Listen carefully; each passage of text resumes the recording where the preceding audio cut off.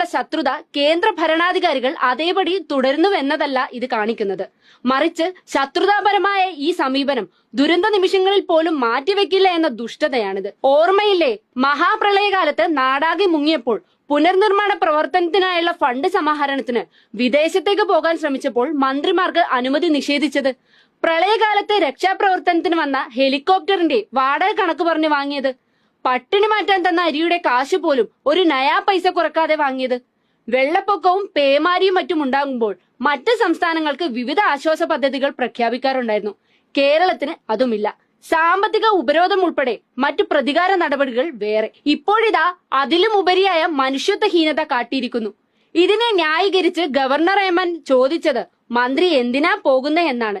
ഈ ഏമാനോട് തിരിച്ചു ചോദിക്കാനുള്ളത്, താങ്കൾ എന്തിനാണ് ഈ വയസ്സാം കാലത്ത് കേരളത്തിൽ അടയിരുന്ന് അത്യാർഭാട ജീവിതം നയിച്ച് നാടിന്റെ പൊതുമുതൽ ധൂർത്തടിച്ച് നശിപ്പിക്കുന്നു